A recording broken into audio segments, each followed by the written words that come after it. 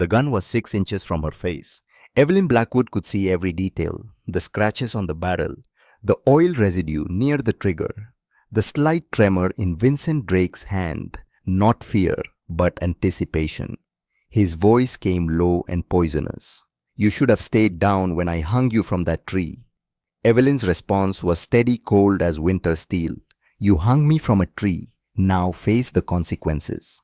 Her finger tightened on her own weapon. The warehouse exploded with sound. The fog came in like a living thing. It rolled across the Oregon Forest Road in thick gray waves, swallowing the pavement, turning the towering pines into dark silhouettes that could have been watching or sleeping. The air tasted of damp earth and moss, cold enough to sting the lungs. Nothing moved. Nothing made a sound. Until she appeared. The little girl materialized from the mists like a ghost taking shape. Her pale blue dress was torn streaked with mud that looked almost black in the dim October light.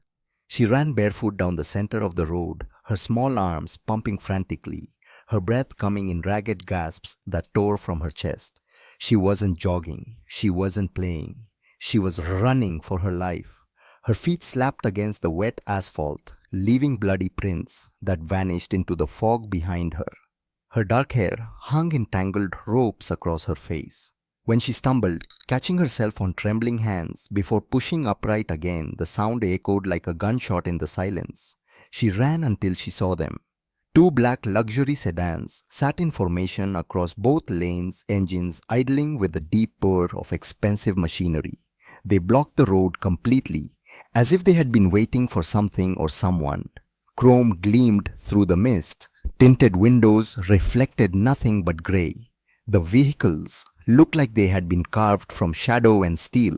The little girl didn't hesitate. She didn't slow down. She ran straight toward them, her voice breaking the morning open. "Help!" The word ripped from a throat raw and desperate. "Please, someone, help!" The door of the lead vehicle opened. A man stepped out with the unhurried grace of someone accustomed to control. He was tall, broad-shouldered, dressed in a charcoal suit with a black shirt beneath no tie. The jacket hung open, revealing a glimpse of ink beneath the collar. Dark tattoos that crawled up his neck in patterns that told stories most people wouldn't want to read. His hair was dark, pushed back from a face that could have been carved from marble. Strong jaw, sharp cheekbones, eyes that held the gray of storm clouds. He looked dangerous in the way expensive things often are, beautiful and deadly in equal measure. His name was Dominic Ashford. In certain circles, that name carried weight that could crush bones. Behind him, 2 more car doors opened in synchronized silence. 2 men emerged, each wearing dark suits, each moving with the same disciplined precision. They spread out naturally, hands resting near concealed weapons, eyes scanning the fog-choked tree line with practiced vigilance. These were not bodyguards. They were extensions of Dominic's will. The first was Theodore Brennan, 40 years old, former Navy SEAL, salt and pepper hair, cropped military short, face weathered by sun and violence in equal measure. He moved like water, smooth and inevitable. The second was Griffin Walsh, younger, maybe 35, red hair, freckles that made him look boyish until you saw his eyes. Eyes that had watched buildings burn, bodies fall, information extracted through methods that left no visible scars. The little girl stumbled toward Dominic, her legs finally betraying her. She collapsed to her knees, 3 feet from his polished shoes, mud splashing across the pavement. Her small hands shot out toward him, fingers curled like claws. "They hung my mom on a tree." Her voice cracked, broke, reformed around desperate syllables. "Please, you have to save her. Please." Dominic looked down at her without moving. His expression didn't change. He didn't kneel. He didn't reach out. He simply studied her with eyes that missed nothing. The rope burns circling her thin wrists like brutal bracelets.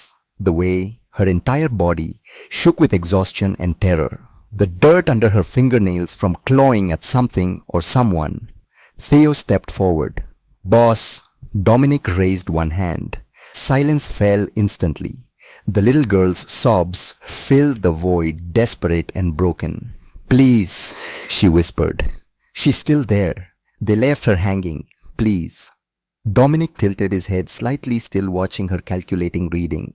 The child wasn't hysterical. She was traumatized. There was a difference. He had seen enough of both to know. His voice was quiet, controlled, carrying no emotion whatsoever. Where? The girl lifted a shaking hand and pointed toward the forest, toward a wall of trees that disappeared into fog so thick it looked solid. In there. Not far. I ran so fast. Her voice broke completely. She doubled over, pressing her muddy forehead against the cold pavement. Dominic glanced at his men. No words were spoken. None were needed. The engines shut off one by one. Car doors closed with soft final clicks. Theo and Griffin moved into formation around Dominic, without being told, hands now resting openly on weapons concealed beneath their jackets. Dominic looked down at the child again. Stand up! The girl struggled to her feet, swaying dangerously. Dominic caught her elbow, not gently, but not roughly either, and steadied her.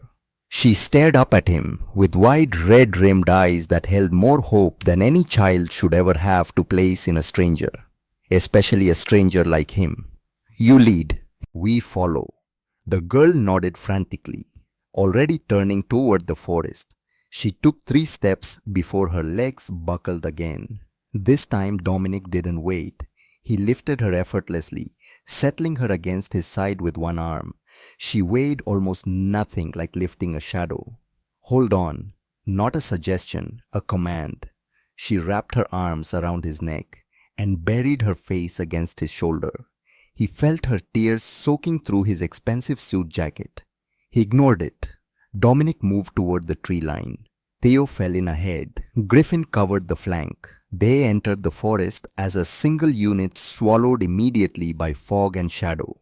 The trail the girl directed them down was barely visible, more animal path than human road. Branches clawed at their suits. Roots tried to trip them. The fog grew thicker, pressing close like something alive and curious. The temperature dropped 10 degrees in as many steps.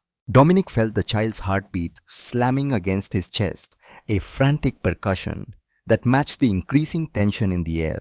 His men moved silently, weapons drawn, eyes sharp. They knew this feeling. They had walked into ambushes before, but this was different. This felt heavier, wronger. The forest opened suddenly, the trees pulling back like curtains, revealing a stage. A clearing lay ahead, circular, unnaturally empty, and in its center stood a massive oak tree, ancient and gnarled, its branches spreading wide like judgment.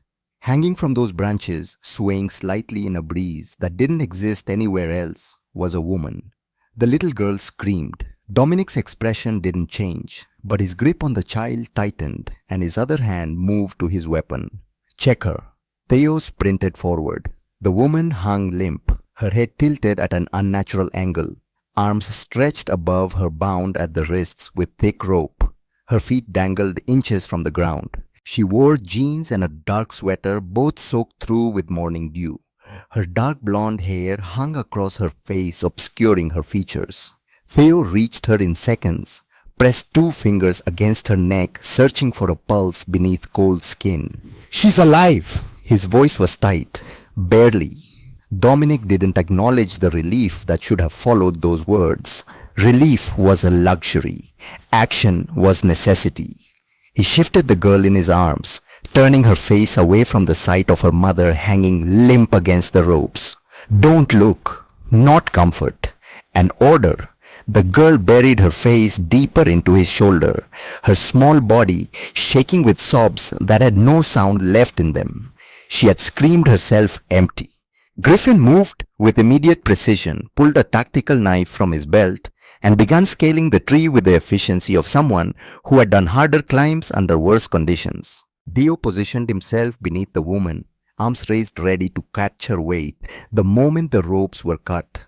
Dominic watched them work, his mind already 3 steps ahead. Whoever had done this wasn't far. Rope burns on the girl's wrists meant she had been restrained. The fresh mud on her dress meant she had fallen multiple times while running. The terror in her eyes meant the men who had hung her mother were the kind who made examples, not idle threats. They were still close. They had to be. "Ready," Griffin called down to Theo. "Go." The rope parted with a sound like a sigh. The woman's body dropped. Theo caught her with surprising gentleness, lowering her immediately to the damp ground.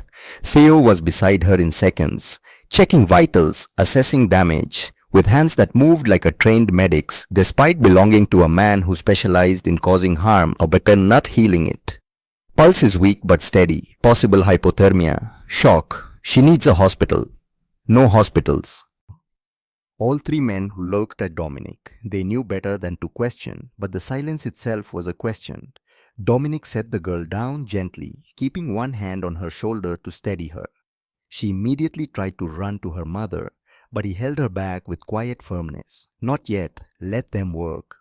"But she's alive because we got here in time. She stays alive if you let my men help her." Dominic's eyes held the girl's gaze dark and unreadable. "Trust me, or don't. But if you trust me, you listen." The girl swallowed hard and nodded her small hand, gripping Dominic's jacket so tightly her knuckles went white.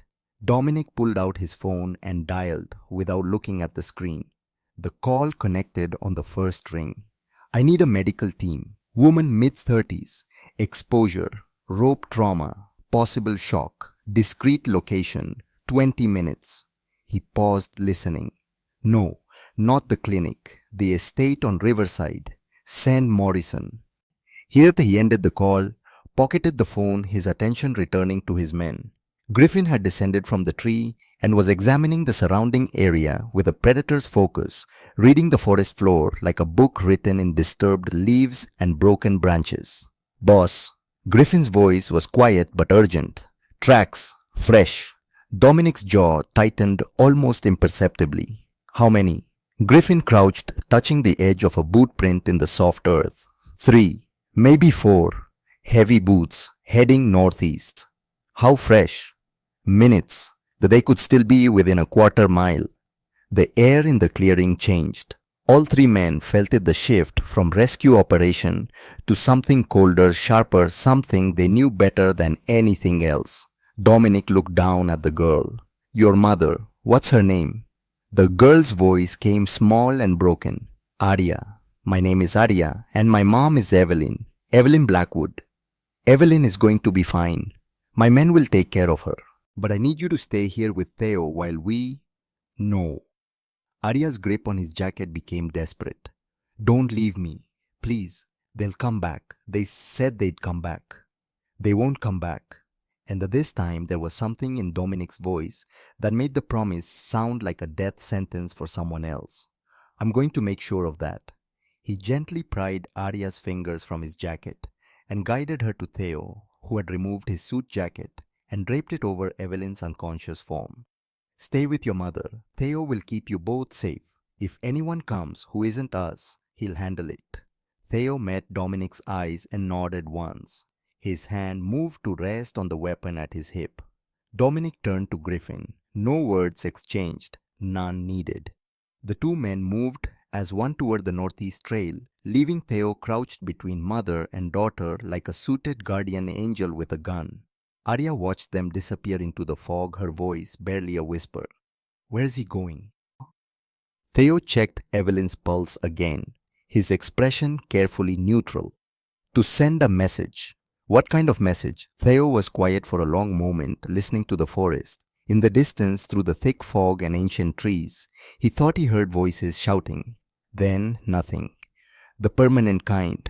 Arya didn't understand, not fully. But as she curled up beside her mother's still form, feeling the faint rise and fall of Evelyn's chest, some part of her, the part that had run barefoot through a nightmare, and somehow found exactly the right dangerous man to trust, understood enough. Theo worked, in silence, his hands moving with practiced efficiency, checking Evelyn's airways, monitoring her breathing, adjusting the jacket to preserve body heat. Arya sat pressed against his side, her eyes locked on her mother's face. Evelyn's skin had taken on a grayish pallor that made her look more ghost than human. Her chest rose and fell in shallow, irregular rhythms. Is she going to wake up? Theo's voice was gentle, patient, in a way that suggested he had children of his own. She will, but not yet. Her body shut down to protect itself. It's trying to recover. From what? Theo hesitated. How did you explain to a child what hanging from a tree by your wrists for hours did to the human body? The way circulation cut off, how muscles screamed, how the mind fractured under that kind of sustained agony. From being very scared for a very long time. Arya nodded slowly, accepting this answer because she understood fear intimately now. She had lived inside it for hours that felt like years. Why did they do it? My mom didn't hurt anybody. She just works at the diner. She brings me to school. She reads to me before bed. Her voice cracked. Why would someone hang her from a tree? Theo had no good answer for that. In his experience, cruelty rarely needed justification beyond the simple fact that some men enjoyed wielding power over those who couldn't fight back. But he couldn't say that to a child whose world had just been shattered. Some people are broken inside, and broken people break things. Arya processed these, her small fingers twisting the fabric of Theo's jacket that still covered her mother. Is Mr. Ashford broken? Theo's eyebrows rose slightly. It was a more perceptive question than he had expected. Why do you ask? Because he didn't smile, not even once, and his eyes, she struggled to find the words. They looked empty, like nobody's home. Theo checked Evelyn's pulse again, still weak, still there, and considered how to answer. Dominic Ashford was many things. Dangerous, powerful, absolutely ruthless when circumstances demanded it, but broken. That was complicated. Mul Ashford isn't empty. He's careful. He's seen a lot of bad things. And he's done what he needed to do to survive them. That changes a person. Did it change you? Theo met the little girl's eyes and saw a sharpness there that survival had honed. She wasn't asking to be polite. She genuinely wanted to understand the men who had materialized from the fog to save her mother. Yes, it did. But you still helped us. Yes. So maybe Mr. Ashford isn't broken. Maybe he's just careful, like you said. Theo almost smiled. Almost. Maybe. A sound cut through the forest, distant but distinct. A shout, then another. The unmistakable crack of something that might have been a branch snapping or might have been something else entirely. Arya tensed her hand, shooting out to grip Theo's arm. What was that? Theo's hand moved to rest on his weapon, though he didn't draw it. Not yet. Mr. Ashford, is he okay? He's fine. How do you know? Because if he wasn't, we'd be hearing a lot more noise. Another sound drifted through the trees, this time. Unmistakably, a voice raised in pain or fear abruptly cut short. Then silence rushed back in, like water filling a void. Arya's breathing quickened. They're hurting someone. Yes. The men who hurt my mom. Yes. Arya was quiet for a long moment, processing this. Theo expected tears or fear or maybe moral confusion about violence being answered with violence. Instead, the little girl's voice came out cold and flat in a way that made her sound much older than her years. Good. 15 minutes later, the sound of an engine cut through the forest's silence. Low, powerful, deliberate. Theo's head snapped up his weapon, already halfway out of its holster, before he recognized the distinct purr of Dominic's Mercedes navigating the narrow trail. Stay down. He positioned himself between Arya and the approaching vehicle. But it was Dominic who emerged from the fog, first walking ahead of the car that rolled slowly behind him. His charcoal suit was pristine except for a few leaves clinging to his shoulders. His expression remained as unreadable as ever, though Theo, who had worked with him for 7 years, noticed the slight tension in his jaw, the way his knuckles were reddened. Behind him, Griffin drove. Dominic's eyes went immediately to Evelyn's motionless form, then to Arya, then to Theo. Status: stable but critical. Pulse is strengthening. No signs of internal bleeding, but she needs proper medical attention. Hypothermia is setting in. Dominic nodded once, then crouched beside Arya. The little girl stared at him with wide eyes, searching his face for something answers reassurance, confirmation of what she had heard in the distance. Your mother is going to a safe place. Doctors will take care of her. You'll stay with her the entire time. Arya's voice was barely a whisper. What about those men? Dominic held her gaze. They won't bother anyone again. Something in the simplicity of that statement made Arya's shoulders drop slightly, as if a weight she had been carrying finally lifted. She didn't ask how. She didn't ask what happened. Some truths didn't need elaboration. Thank you. Dominic stood without acknowledging the gratitude already moving to help Theo lift Evelyn. They worked in synchronized silence. Dominic supporting her shoulders while Theo took her leg, transferring her carefully into the back seat of the Mercedes. Griffin had already spread additional blankets across the leather, preparing a makeshift stretcher. Arya, get in. The girl scrambled inside immediately, positioning herself beside her mother, one small hand clutching Evelyn's cold fingers. Dominic slid in after her, his large frame filling the remaining space. Go! The Mercedes reversed with surprising agility down the narrow trail, Griffin's hands steady on the wheel despite the treacherous terrain. Branches scraped against windows like skeletal fingers, trying to hold them back. The fog pressed close, making it nearly impossible to see more than 10 feet ahead. But Griffin had driven worse roads under worse conditions. His eyes never left the path. In the back seat, Dominic monitored Evelyn's breathing, his fingers resting lightly on her wrist to track her pulse, weak but present, consistent. The human body was remarkably resilient when given a chance. Arya watched him with an intensity that might have been uncomfortable if Dominic had cared about comfort. Are you a doctor? No. But you know what to do. I've seen enough injuries to know when someone will survive them. And my mom will survive. Dominic's grey eyes met hers. Yes. The certainty in that single word seemed to anchor something inside Arya. Her grip on her mother's hand loosened slightly, the panic that had been driving her forward for hours finally beginning to recede. The Mercedes broke free from the forest trail and onto the main road, acceleration smooth and immediate. The fog thinned as they left the woods behind, morning light struggling through grey clouds overhead. "ETA," Dominic said. Griffin's response was immediate. 12 minutes. Theo pulled out his phone, typing rapidly. Morrison confirms medical team is in position. Surgical suite prepped if needed. Blood supply ready. Good. Arya's head swiveled between the men, processing the efficiency of their communication, the way they moved like parts of a single machine. Where are we going? You said not a hospital. Somewhere safer. Somewhere the men who hurt your mother have no connections, no reach, no way to finish what they started. But Arya hesitated, glancing toward the forest disappearing behind them. They're not going to finish anything, are they? No. The word hung in the air, final as a closing door. The Mercedes ate up the miles luxury suspension, smoothing out imperfections in the road that would have rattled a lesser vehicle. Inside, Evelyn's breathing began to deepen slightly, her body's survival mechanism slowly engaging now that she was warm, horizontal, relatively safe. She moved. Arya's voice was sharp with hope. Her fingers, I felt them move. Theo turned in his seat to look. Reflex. Her nervous system is coming back online. That's good. But she's not waking up. Not yet. Maybe not for hours. Her mind needs time to process what happened. Sometimes the body heals faster than the brain allows.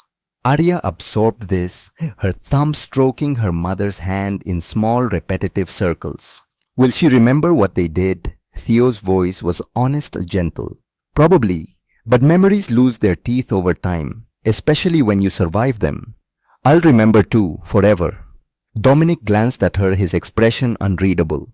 Yes, you will. Well, is that bad? That depends on what you do with the memory. Arya considered this, her young mind working through concepts most children never had to contemplate. What should I do with it? Survive, grow stronger, make sure no one ever has that kind of power over you again. It wasn't comfort. It wasn't therapy. It was the cold pragmatism of someone who understood that trauma could destroy or forge. And the choice, however unfair, ultimately belonged to the survivor.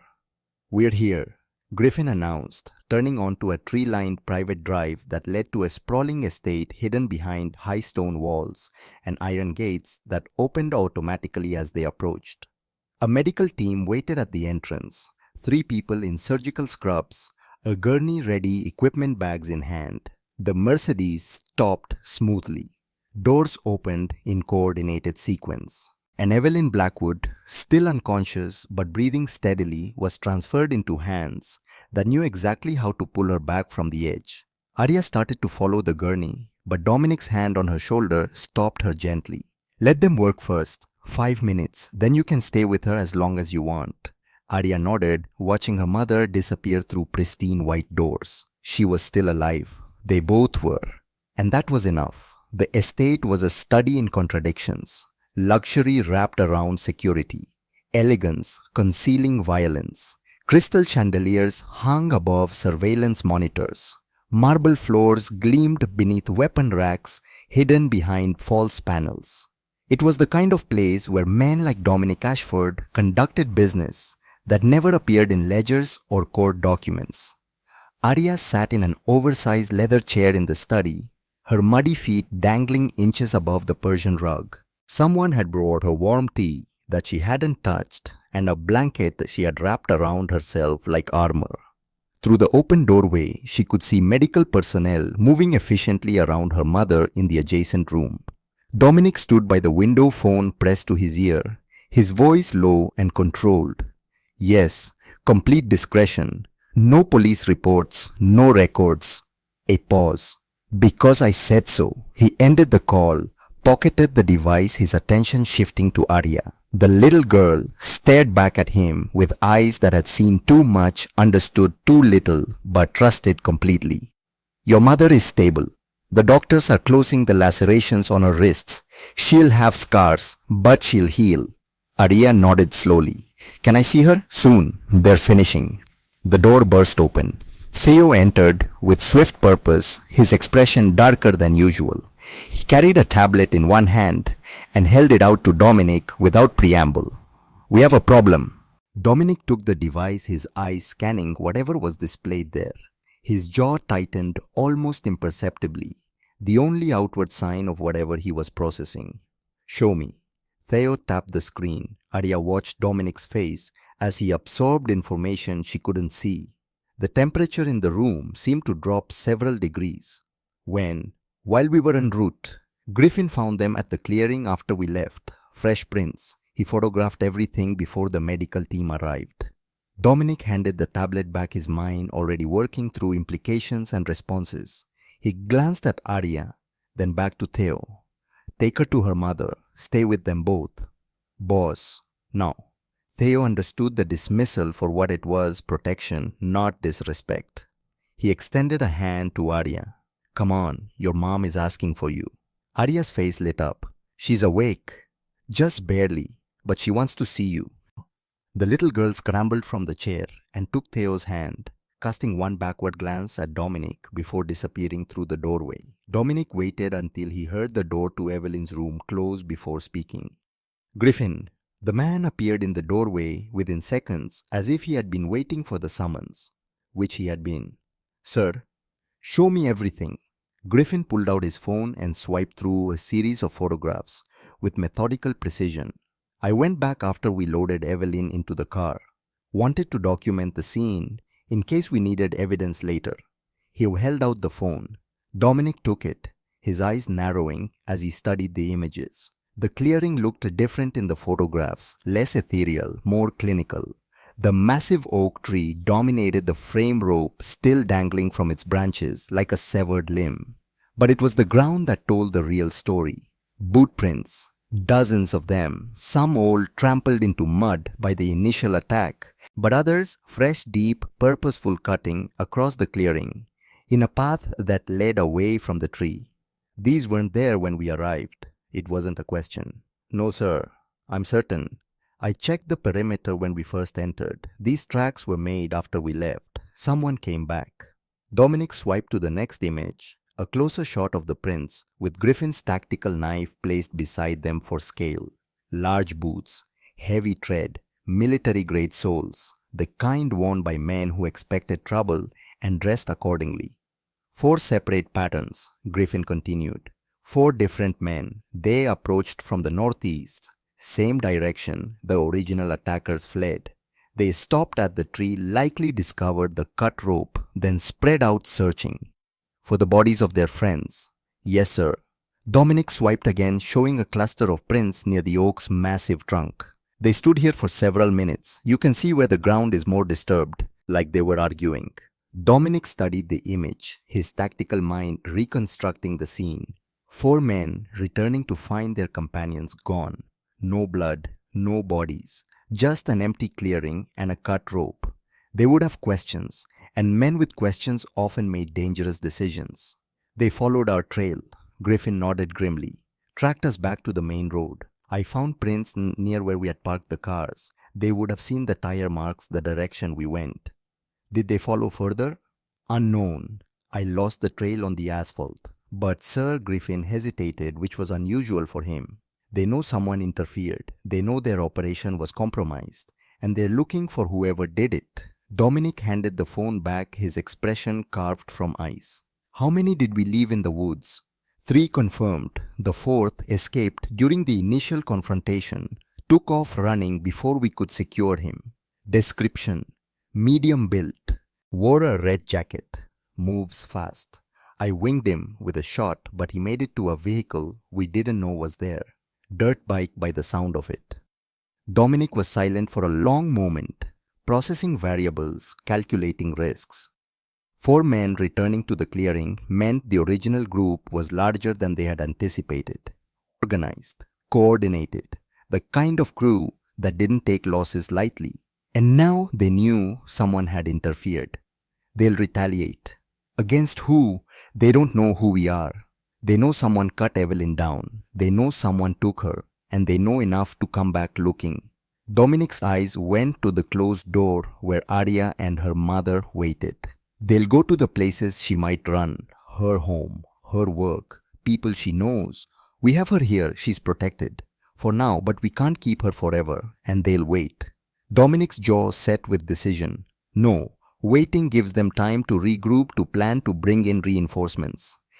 What are you suggesting? Dominic met Griffin's eyes, and in that gaze was the cold calculation of a man who had built an empire on decisiveness.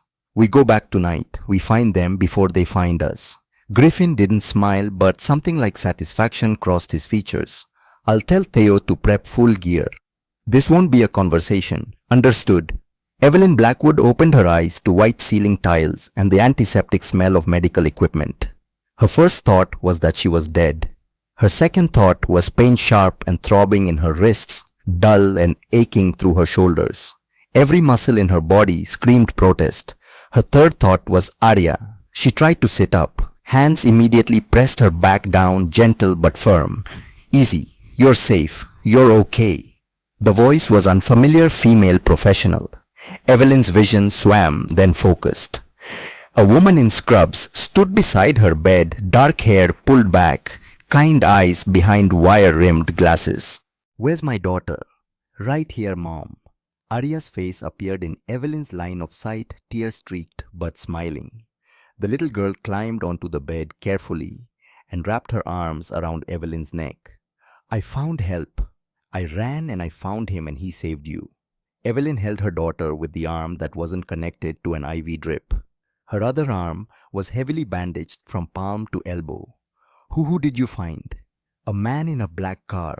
He wasn't scary to me. He saved you, Mommy. He cut you down from the tree. Evelyn's memory was fragmented pieces, scattered like broken glass. She remembered the forest, Drake's men, the rope cutting into her wrists as they hoisted her up. Arya's screams. Then nothing.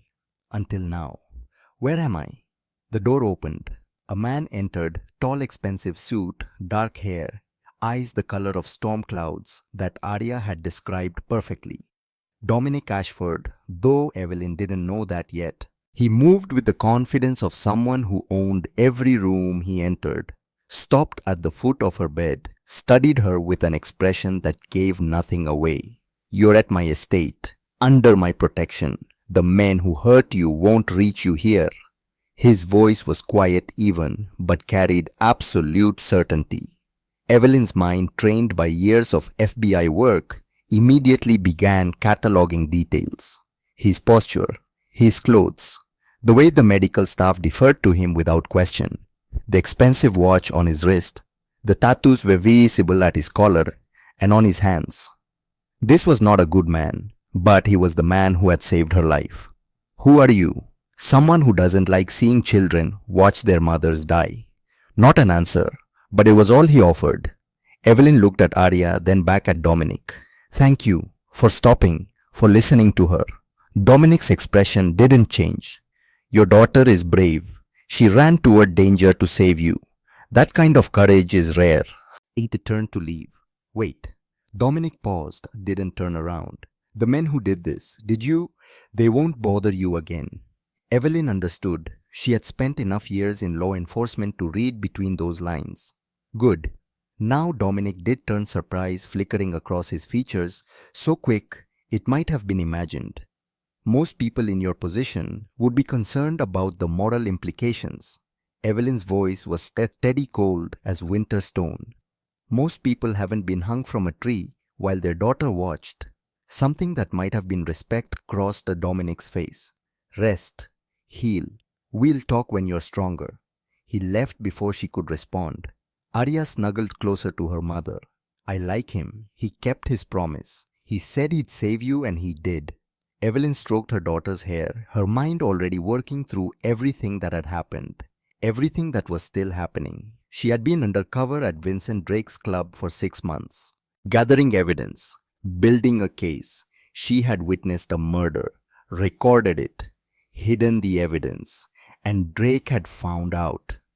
He had sent men to make an example of her to terrify her into silence. But they had failed. Because her daughter had run through fog and forest and found a man whose conscience wouldn't let him drive past a crying child. Evelyn looked at the closed door where Dominic had exited. She had been saved by a criminal, protected by someone who lived outside the law she had once sworn to uphold. The irony wasn't lost on her, but neither was the cold calculation forming in her mind. Drake had tried to kill her, had traumatized her daughter, had shown no mercy. And now she had access to a man with resources, connections, and apparently a willingness to help. Evelyn had spent years being an analyst, gathering information, building cases, working within the system. But the system had failed her. The judges Drake owned, the cops on his payroll, the witnesses who disappeared. Maybe it was time to work outside the system. Maybe it was time to finish what Drake had started, her way. Arya was falling asleep against her shoulder, safe, warm, alive. Evelyn kissed her daughter's forehead and began to plan. Dominic's phone vibrated. Unknown number, he answered. Hello, Mr. Ashford. The voice was smooth, cultured, and familiar from intelligence reports Griffin had compiled. Vincent Drake. Dominic's expression didn't change, but his hand tightened fractionally on the phone. I'm impressed. You know my name. I know everything about you, your businesses, your territories, your moral flexibility when it comes to damsels in distress. What do you want? I want what's mine. The woman you rescued has something that belongs to me. I'd like it back. She's not yours to take. Drake's laugh was cold. Everything in this city is mine to take, but I'm reasonable. Return the woman and her daughter. Let me finish my business, and we'll forget you interfered. And if I refuse, then you've started a war you can't win. Dominic was quiet for a long moment. You hung a woman from a tree, terrorized her child, and now you're threatening me. I don't think you understand who you're dealing with. Oh, I understand perfectly. You're powerful, dangerous, but not untouchable. Drake paused. Nobody's untouchable. You're right, nobody is. Dominic ended the call. Griffin appeared in the doorway. Boss, that was Drake, I know. Dominic set his phone down, his mind processing the new variables. Drake knew who he was, had researched him, was prepared for confrontation. This was no longer a simple rescue. This was the opening move in a game Drake had been playing while Dominic was still learning the rules.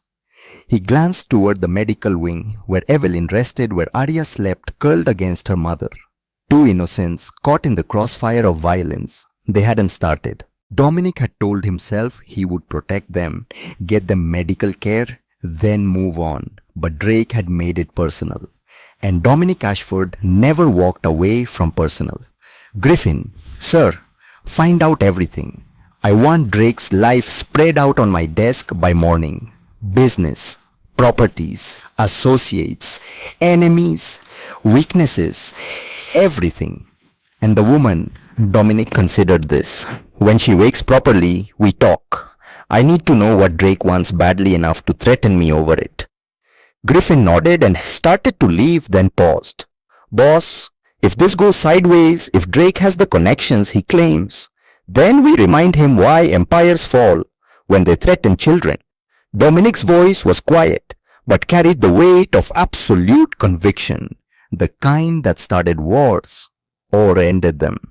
Evelyn woke again 2 hours later, more lucid, now pain managed by medication, mind sharpening. Arya slept in a chair beside her bed, wrapped in blankets, face peaceful, in a way it hadn't been in days. The door opened quietly. Dominic entered and moved to stand near the window, maintaining distance. We need to talk. Evelyn had been expecting this. All right. Vincent Drake called me. He wants you back. Evelyn's face went pale, but her voice remained steady. What did you tell him? That he made a mistake threatening me. Dominic turned to look at her. But I need to understand what I'm protecting. Drake said you have something of his. What is it? Evelyn met his gaze, assessing, deciding how much truth to share with this dangerous stranger who had saved her life. She made her choice. I have a video of Drake executing Judge Marcus Hewitt 3 months ago in the basement of his club. Dominic's expression didn't change, but his attention sharpened. Why do you have this video? Because I'm not just a waitress. Then what are you? Evelyn took a breath. I'm FBI, or I was, retired 5 years ago after Arya was born. But 8 months ago, Drake's operation started expanding, targeting territory that included schools, playgrounds, places where children play. Her voice hardened. I couldn't sit by and watch, so I went back undercover, got a job at his club, started gathering evidence. And you witnessed a murder. I recorded it, hid backups, was building a case to bring down his entire network. Dominic was silent for a long moment, and he found out. Not until 3 days ago. Someone in the police department is on his payroll.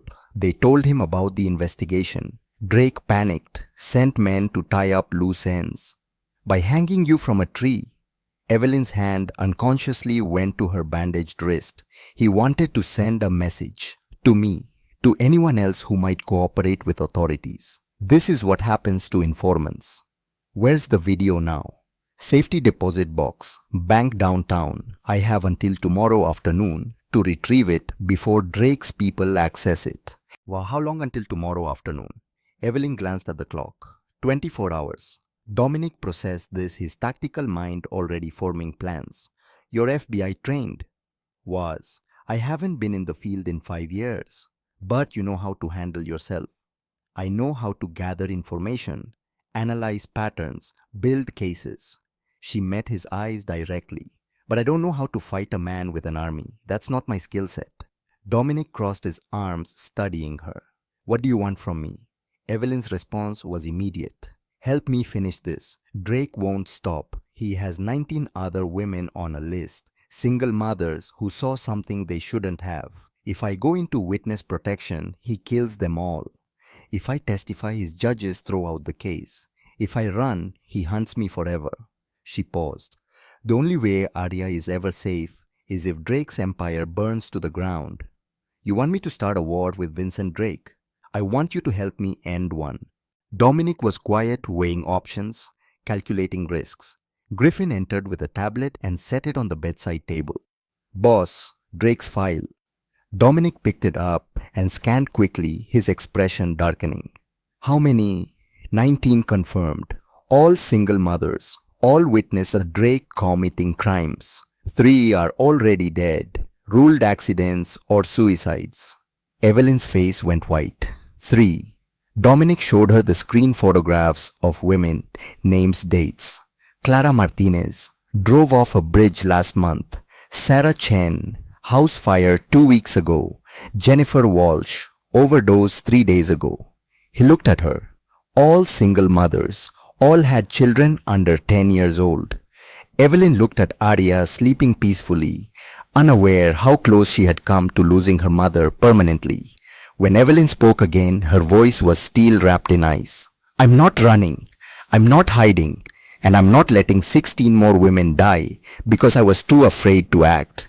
She looked at Dominic. You saved my life today. I'm asking you to help me save theirs. Dominic set the tablet down, his decision already made, but testing her resolve. This won't be legal. It won't be clean. And it will require you to do things FBI agents aren't trained for. I'm not an FBI agent anymore.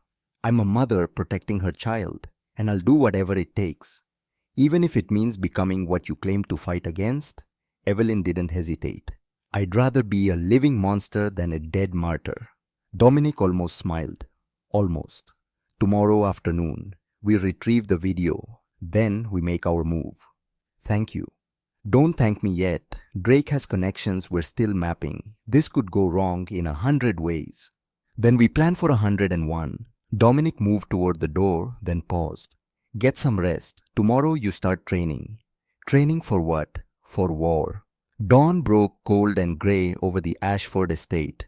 Evelyn Blackwood stood at the window of her room, watching pale light creep across manicured lawns. Her wrists ached beneath fresh bandages. Her shoulders burned with every small movement. Her body was a catalogue of pain, but her mind was clear, sharp, ready. Behind her, Arya slept peacefully. In the large bed, face relaxed, breathing steady. The nightmares hadn't come last night, or if they had, exhaustion had been merciful enough to erase them upon waking. Evelyn's phone sat on the nightstand, still off, still holding Drake's threat from yesterday like a coiled snake. 24 hours, no less than that now. 18 hours until the bank closed, until Drake's people accessed her safety deposit box, until the only evidence that could bring him down disappeared forever. A soft knock at the door. Come in. Dominic entered. He wore dark jeans and a black shirt, more casual than yesterday's suit, but no less dangerous. He carried 2 cups of coffee and set one on the table beside her. You should be resting. I've rested enough. Evelyn took the coffee, let the warmth seep into her hands, the familiar ritual grounding her. Your daughter is still sleeping. She had nightmares for months after her father died. Last night was the first peaceful sleep she's had in 3 days. Dominic was quiet, processing this new information. I didn't know you were a widow.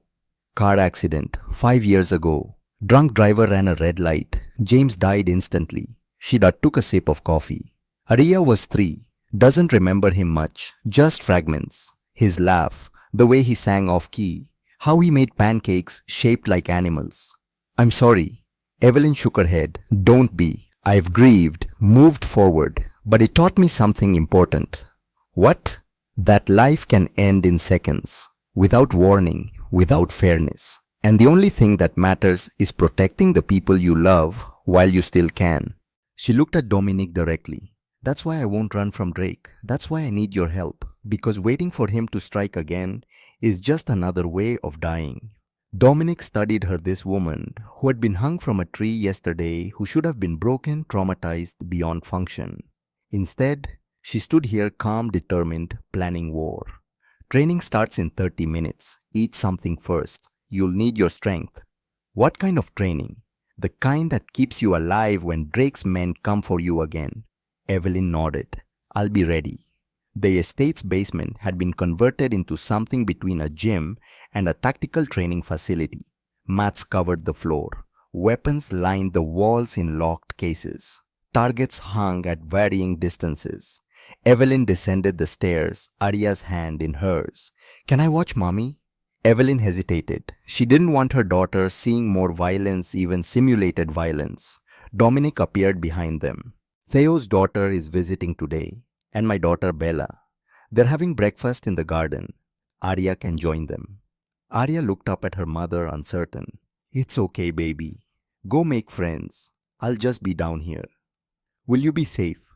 Evelyn knelt and met her daughter's eyes. I'm learning how to keep us both safe. That's what this is about. Arya hugged her tightly, then followed Theo out toward the garden, leaving Evelyn alone with Dominic in the training room. He moved to a cabinet and began pulling out equipment, tactical vest, gloves, safety glasses. You said you were FBI. How long has it been since you trained? 5 years, since before Arya was born. Combat training. Evelyn shook her head. I was an analyst. Intelligence gathering, pattern recognition, building cases. I had basic defensive training, but nothing extensive. Dominic turned to look at her. Then we focus on what you already know and refresh it. How to move, how to shoot, how to survive if someone gets close. I don't have time for slow progression. Drake's deadline is in 18 hours, I know, which is why we focus on what matters. Survival skills, not perfection. He handed her the tactical vest.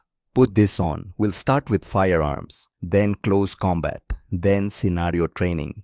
Evelyn took the vest, her hands steady despite the adrenaline beginning to course through her system.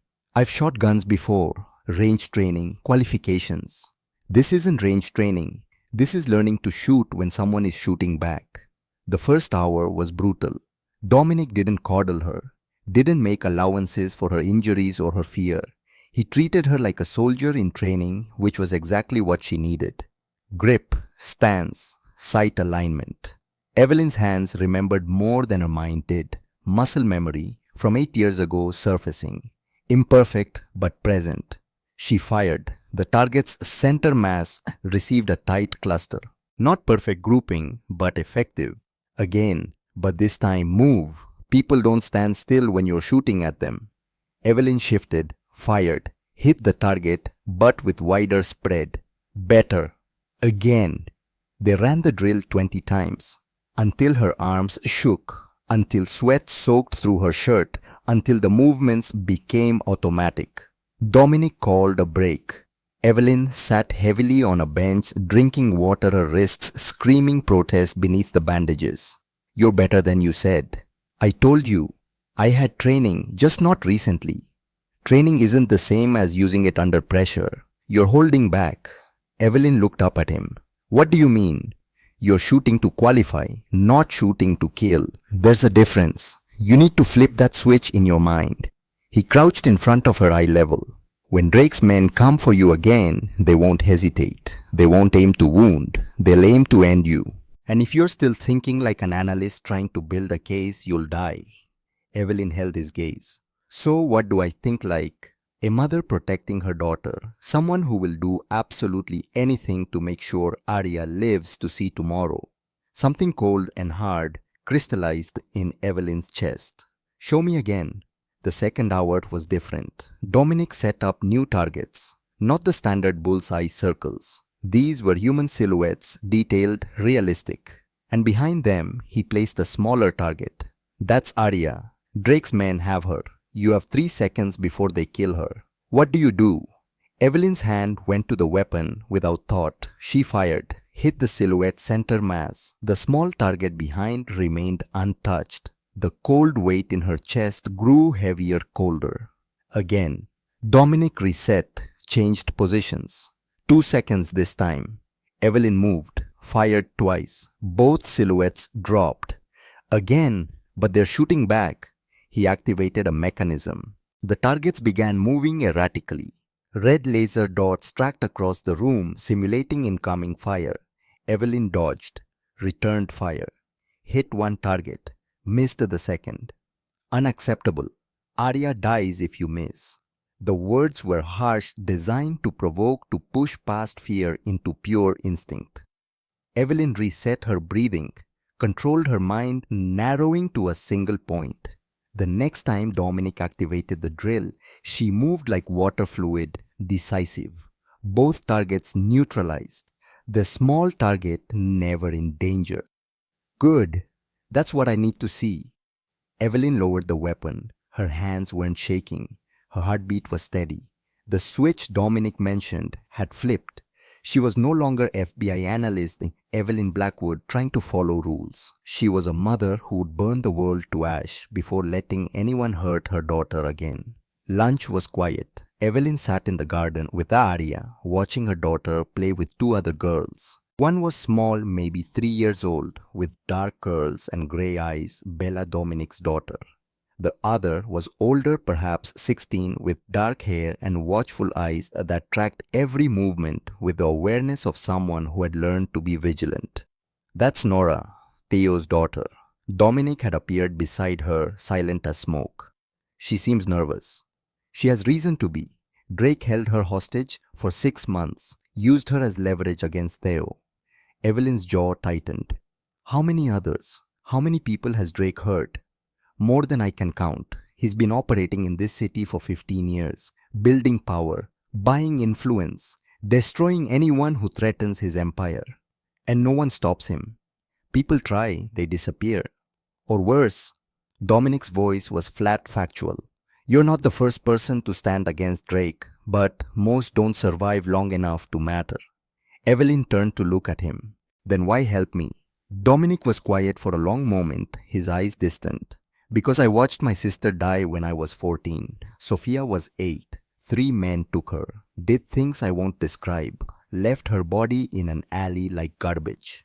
His voice never wavered, but something in his eyes went dark. I was too young, too weak, too scared to stop them. And no one else cared because we were nobody. Foster kids from the bad part of town, disposable. He looked at Evelyn directly. I swore that if I ever had power, I'd use it differently. That if I saw someone defenseless being hurt, I'd be the one who stopped it. You kept that promise, yesterday, with me. Yesterday, and 12 times before, and hopefully 12 times after. He stood to leave. Rest, we continue training in an hour. The afternoon session focused on close combat. If someone gets inside your guard, you need to know how to fight without a weapon. Dominic demonstrated, showed her pressure points, vulnerable areas, how to use an attacker's momentum against them. Evelyn absorbed it all, her mind cataloging, analyzing, finding patterns. But when they began sparring, her body couldn't match what her mind knew. She was too slow, too hesitant, still thinking instead of reacting. Dominic swept her legs. She hit the mat hard. Again. They reset. He came at her. She blocked. Countered, he caught her wrist. She tried to break free using the technique he'd shown her. Failed. Hit the mat again. Stop thinking. React. I'm trying. Try harder. Drake's men won't give you time to think through each move. They ran the drill again and again and again, until Evelyn's body was one massive bruise, until frustration boiled over into anger. The next time Dominic came at her, she didn't think, didn't plan. She reacted, blocked his initial strike, stepped inside his guard, drove her elbow into his ribs. When he shifted to compensate, she used the momentum to take his balance. Swept his legs. Dominic hit the mat. Evelyn stood over him, breathing hard, fists clenched. Better. He smiled. Actually smiled. The first genuine expression she'd seen from him. Much better. That's what I need. Raw. Instinctive. He stood and brushed himself off. Where did you learn to fight like that? Evelyn's voice was quiet, almost distant. Foster care. 12 different homes between ages 4 and 18. You learn fast or you don't survive. Dominic understood. His own childhood had taught similar lessons. Then you already know how to survive. You just forgot. I'm reminding you. At 4 o'clock, Griffin entered the training room, his expression grim. Boss, we have a situation. Dominic and Evelyn both looked up. What kind of situation? Griffin handed Dominic a tablet. Someone's been tracking our security feeds. Professional, military-grade encryption. I traced the access point. Oh, Weapon Police Department. Detective Murphy's terminal specifically. Evelyn's blood went cold. Murphy, Drake's brother-in-law. Dominic's expression hardened. Griffin, report. Griffin pulled up surveillance footage. Murphy's been monitoring the estate for the past 6 hours. He knows Evelyn is here, knows about Arya, has full access to our external camera feeds. Does Drake know? Unknown. But Murphy meets with Drake every Tuesday. Today is Tuesday. Evelyn stepped forward. How long until the meeting? Griffin checked his watch. They meet at 6 p.m. Drake's club, private room upstairs. Evelyn looked at Dominic. We need to stop Murphy before he reports everything to Drake. Dominic was already moving, pulling out his phone. Theo, Griffin, full gear. We intercept Murphy before he reaches the club. He looked at Evelyn. You stay here. Guard area. No. Dominic turned, surprise flickering across his features. No, Evelyn's voice was steel. I've trained all day for this. I know Murphy. Worked with him when I was FBI. If anyone can get him to talk, it's me. You're not ready. I don't need to be ready. I need to be there. She met his eyes unwavering. Drake is hunting me. My daughter. 16 other women. Every minute we waste gives him more power. I won't hide while others do my fighting. Dominic studied her, assessing, calculating. If you come, you follow orders. No heroics, no improvisation. Agreed. And if shooting starts, you don't freeze. I won't. Dominic nodded once. Griffin, get her a vest, full tactical gear. They intercepted Detective Murphy at 5:47 p.m. in the parking garage beneath his precinct. Murphy walked to his car alone, confident, unsuspecting, until the black Mercedes pulled in front of him, blocking his path. Dominic stepped out first, then Theo, then Griffin, and finally Evelyn. Murphy's face went white. Evelyn, Jesus, I thought you were dead. Not yet. Her voice was cold flat. Murphy's hand moved toward his service weapon. 3 guns immediately trained on him. Don't. Theo's voice was calm, absolute. Murphy's hand stopped, raised slowly. What do you want? Answers. Evelyn stepped closer, her tactical vest making her look larger, more dangerous. You've been watching the Ashford estate, tracking our movements. Why? Murphy licked his lips, nervous sweat beading on his forehead. I don't know what you're talking about. Evelyn pulled out her phone and showed him screenshots Griffin had captured. Your terminal, your access codes, your surveillance logs. Don't lie to me, Marcus. Murphy's shoulders sagged. Drake has my daughter, Emily. She's 7. He took her yesterday. Said if I don't report on you, he'll kill her.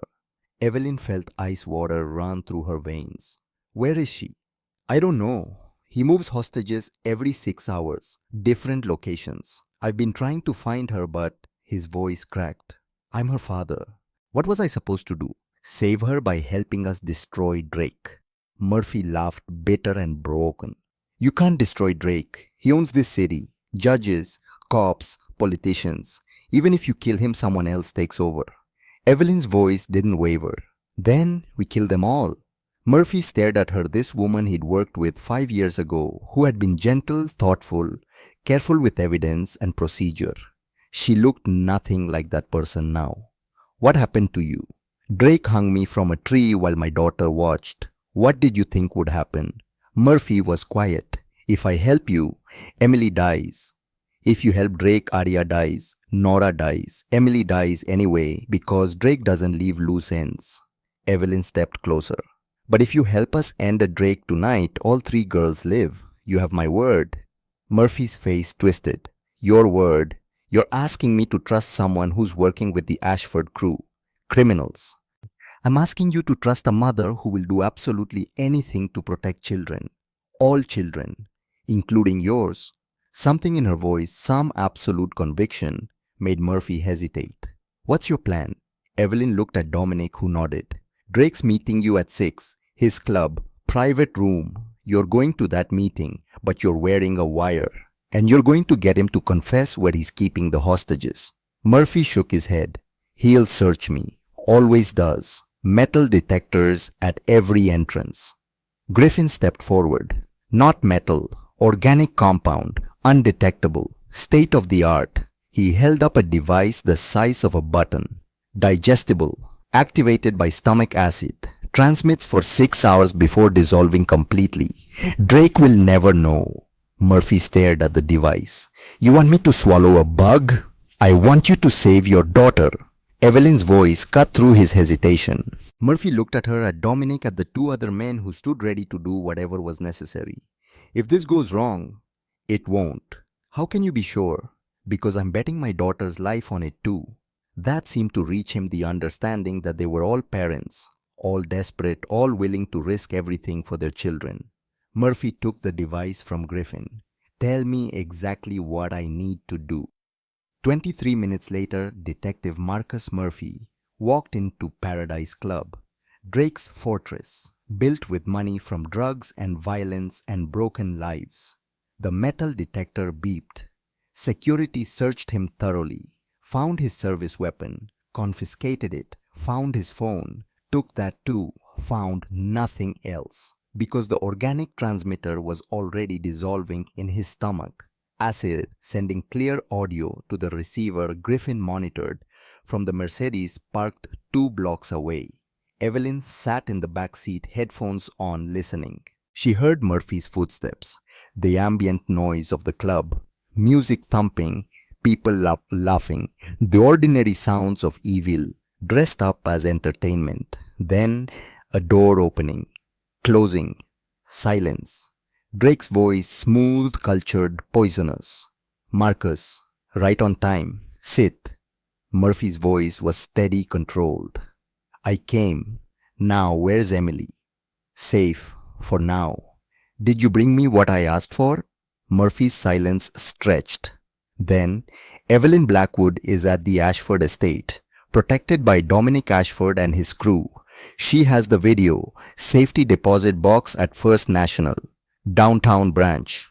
Good, good. Anything else? Murphy hesitated. Evelyn held her breath. The daughter, Arya, she's there too. Ashford's keeping them both under guard. Drake's laugh was cold. Dominic Ashford thinks he can protect them. Touching, futile, but touching. Where's my daughter? Drake's voice hardened.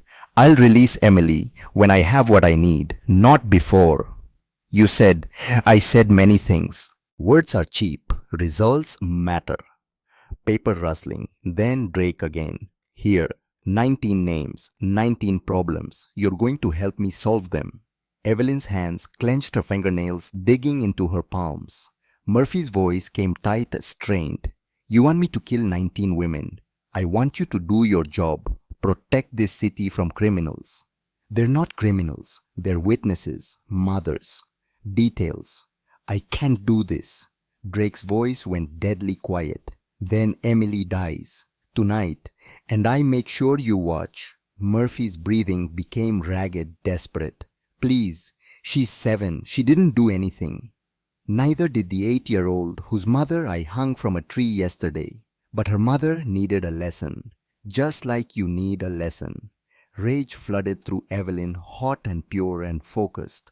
In the Mercedes, she spoke. We have enough. Confession, threats, attempted murder. Enough to bring him down. Dominic's voice came calm. Not enough to free the hostages. We need locations. Griffin adjusted frequencies. Murphy's doing good. Keep listening. Inside the club, Murphy was playing his part perfectly. Where are you keeping them, the hostages? Drake laughed. Nice try. But I'm not stupid enough to. My daughter deserves to know I tried. Just tell me she's safe. That's all I'm asking.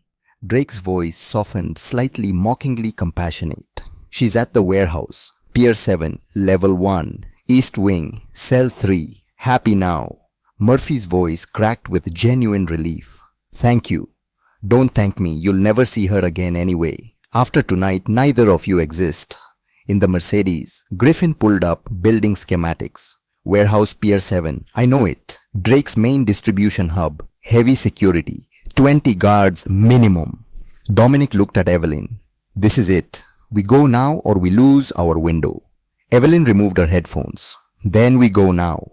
The team assembled in 12 minutes. Dominic, Theo, Griffin. 4 additional men Evelyn didn't know but who moved with military precision. And Evelyn herself. 8 against 20. Bad odds. But they'd had worse. Theo distributed weapons, checked equipment, ran through tactical positions. Evelyn found herself standing beside a man who introduced himself as Marcus. Not Detective Murphy, but different Marcus. Former Special Forces. Face scarred from combat. Evelyn didn't want to imagine. First time in a hot zone, his voice was neutral, not judgmental, just assessing. No, Evelyn's response was automatic. But then she corrected herself. Yes, FBI training was simulations. This is real. Marcus nodded. Stay behind me. Follow orders. Don't freeze. You'll do fine. How do you know? Because Dominic only brings people who are ready. If he thinks you can do this, you can. It should have been reassuring. It wasn't. But Evelyn appreciated the attempt. Dominic gathered them in a circle. Entry points, 3 teams, Team Alpha Theo leads. Front entrance, create a diversion. Team Beta Griffin leads. South loading dock, disable communications and power. Team Charlie I lead. East wing, extract hostages. Evelyn, you're with me. She nodded. Murphy is still inside with Drake. Once we breach, Drake will know. He'll either kill Murphy or use him as leverage. Either way, Murphy's exposure ends the moment we move. What about Emily and the other hostages? Theo's daughter Nora confirmed location cell 3, Emily Murphy cell 4, 2 additional women's cells 5 and 6. We extract all 4 simultaneously. What about Drake? Dominic's expression went cold. Drake is mine. At 7:43 p.m., Arya woke from her nap at the Ashford estate. She found Bella playing with dolls in the sitting room. Where's my mommy?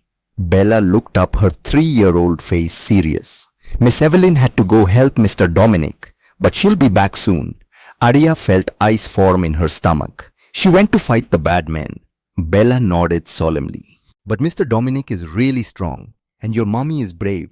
They'll win. Arya wasn't so sure. She remembered yesterday that the forest, the tree, her mommy's face pale and lifeless. What if she doesn't come back?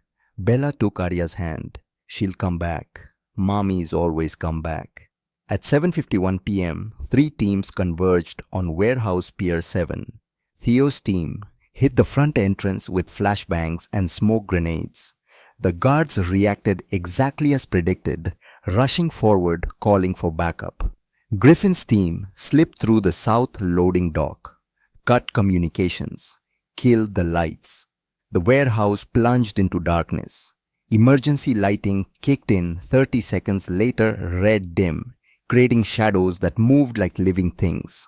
Dominic's team entered through the East Wing service entrance, silent, coordinated, professional. Evelyn moved beside Dominic, her weapon raised, her heartbeat steady.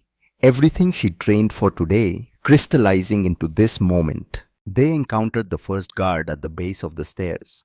He never saw them coming. Theo from behind, hand over mouth, blade between ribs. The guard dropped without sound. 4 more guards on the second floor corridor. Dominic signaled. Team spread, weapons raised. 3 seconds of suppressed gunfire. 4 bodies. Evelyn had fired twice. Both shots center mass. Both targets dropped. No hesitation. No freeze. Pure instinct protecting her daughter. They reached the cell block. Heavy metal doors. Electronic locks. Griffin appeared. 30 seconds. His fingers flew across a portable terminal, bypassing security overriding systems. 20 seconds. Alarms began wailing. Their window closing. 10 seconds. Theo positioned at their 6, covering their backs. 5. Gunfire erupted from the north corridor. Guards responding, coming fast. Griffin, done. The locks disengaged. Doors swung open. Cell 3, Nora Brennan, 16 years old, dirty, terrified, but alive. Cell 4, Emily Murphy, 7 years old, crying, shaking. Cell 5, a woman in her 30s, Maria Santos, one of the names from Drake's list. Cell 6, another woman, younger, Clara Way, also on the list, all alive. Theo reached Nora first. Dad, her voice broke. Theo pulled her close. I got you. You're safe.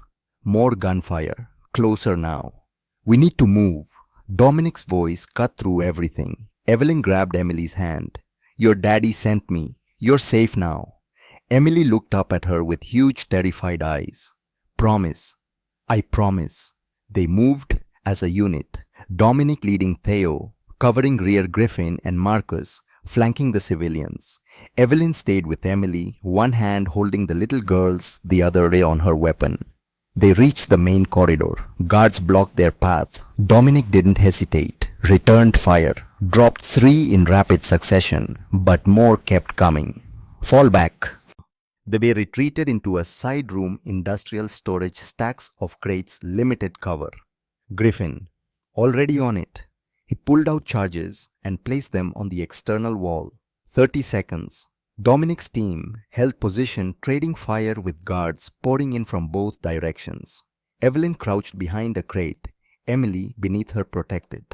A guard appeared to their left, raised his weapon toward them. Evelyn fired without thinking. The guard dropped. 20 seconds. Movement behind them. Evelyn spun. Another guard. This one closer. She fired. Hit his shoulder. He stumbled but kept coming. Evelyn fired again. Center mass. He fell. 10 seconds. Everyone down. Griffin's voice. Evelyn threw herself over Emily, shielding the little girl with her body. The charges detonated. Sound. Heat. Pressure. The wall exploded outward into the night air. Move, move, move. They ran through the smoking hole out into the loading area, where Griffin's team had vehicles waiting. Gunfire chased them, but they were already moving, loading into vehicles, engines roaring. The convoy tore away from Warehouse Pier 7, leaving chaos and bodies behind, but taking with them 4 hostages, all alive. Mission accomplished. At 8:34 p.m., Arya heard vehicles approaching the estate. She ran to the window and saw the black Mercedes, saw her mother step out. Evelyn was dirty, bloody, exhausted, but alive.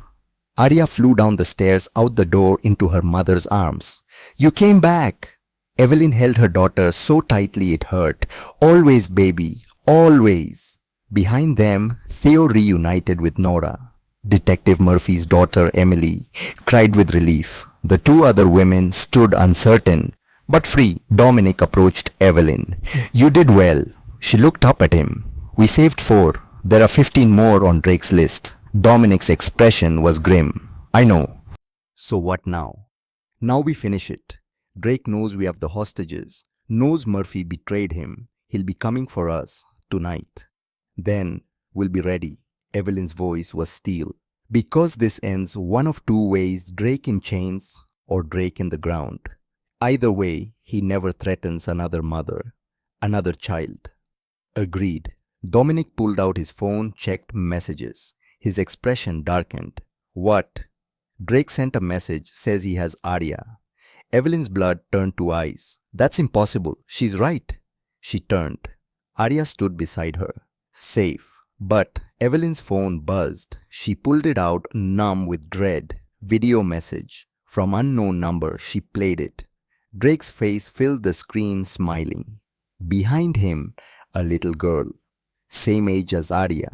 Dark curls, but not Arya. "Hello, Evelyn. By now you've realized I don't have your daughter. Yet. But I do have insurance. This is Bella Ashford, daughter of your protector. What matters is the deadline." Drake leaned closer. "Midnight, Warehouse Pier 7. You, the video. In exchange for this child's life. Come alone or she dies. Bring Ashford and she dies. Tell authorities and she dies." The screen went black. Evelyn looked at Dominic. "Whose daughter is that?" Dominic's face had gone completely white. His jaw clenched so tight, muscles jumped. "She's my daughter." Dominic Ashford's face had drained of all color. The phone in his hand trembled just barely, but enough for Evelyn to notice. On the screen, the video had frozen on the last frame. A little girl, maybe 3 years old. Dark curls, storm grey eyes identical to her father's, bound to a chair. Tears streaming down her face. "Bella." Evelyn's voice was quiet, careful. "I thought she was safe. Here. At the estate." "She was." Dominic's voice came raw, stripped of its usual control. Griffin rushed in from the security room, his face pale. "Boss, I just reviewed the footage 30 minutes ago. South Garden entrance. 2 men, professional. They bypassed our sensors, grabbed Bella during her nap. Nanny unconscious, not dead, but she won't wake for hours. Dominic stood frozen, the man who had remained calm through gunfights and tactical operations, now completely still processing the unthinkable. His daughter, the one person he had promised himself he would always protect, gone. Evelyn stepped closer. How long until midnight? Dominic checked his watch, the movement automatic mechanical. 3 hours and 17 minutes. Then we have time. We plan. We execute. We get her back. Dominic looked at her, his eyes hollow. Drake said, "Come alone. No backup, or she dies." Drake says a lot of things. Most of them are lies designed to give him advantage. Evelyn's voice was a Teddy, the FBI analyst in her taking over. He wants me at the warehouse. He wants the video. But what he really wants is to kill everyone who threatens him. You, me, our children, all of us. So we give him what he wants? No. We give him what he expects. Then we take everything from him. Theo entered, carrying coffee, his expression grim. "Nora is asking for you." Dominic shook his head. "Not now. Boss, she has information about the warehouse, about Drake's security." Evelyn and Dominic exchanged glances. They found Nora in the medical wing, sitting on a bed wrapped in blankets, her eyes haunted but clear. I heard them, when they had me, Drake's men, talking about protocols, about how the boss never goes anywhere without insurance. What kind of insurance? Nora's voice was quiet but certain. Explosives. He wears a vest. Dead man's switch. If his heart stops, the warehouse detonates. Everyone inside dies. Evelyn felt ice water flood her veins. "How do you know this?" "Because I asked, when they had me locked up, tried to make conversation. One of the guards was young, stupid, bragged about how smart his boss was, how untouchable." Nora looked at Dominic. "I'm sorry about Bella. If I had escaped sooner." "This isn't your fault." Dominic's voice was firm. "You survived. You gave us intelligence. That matters." He turned to Evelyn and Theo. "If Drake has a dead man's switch, we can't just shoot him. We need to disable it first, or get Bella out before engaging." "I can disable it." Griffin had entered carrying a tablet. BAME technology as Murphy's wire, but reversed. Instead of transmitting, it blocks. If I can get within 10 feet of Drake, I can jam his signal. Give us 90 seconds before his backup kicks in. 90 seconds isn't enough to extract a hostage and neutralize Drake. It is if we split into 3 teams, simultaneous assault. Evelyn moved to the table and pulled up the warehouse schematics Griffin had displayed earlier. Team Alpha. Extraction gets Bella out first 30 seconds. Team Beta. Disruption. Griffin jams Drake's signal while Alpha moves. Team Charlie. Confrontation.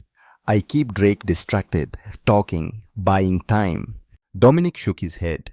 "Drake wants you. If you go in alone, he'll kill you immediately. Not if I'm wearing a vest identical to his. Not if he thinks I have my own dead man's switch." Griffin looked up. "That could work. If Drake believes you're equally armed, he'll negotiate. Buy time. Give us our window." Theo crossed his arms. "And when he discovers it's a bluff, then I shoot him somewhere that hurts, but doesn't kill. And we get out before his backup arrives." Evelyn's voice was cold, calculated. Everyone stared at her, the woman who had been hung from a tree 36 hours ago, who had trained for less than a day, who had never killed anyone before tonight. Now planning an assault on one of the city's most dangerous criminals. "Are you sure you can do this?" Dominic's question wasn't doubt, it was confirmation. Evelyn thought of Arya sleeping upstairs safe for now.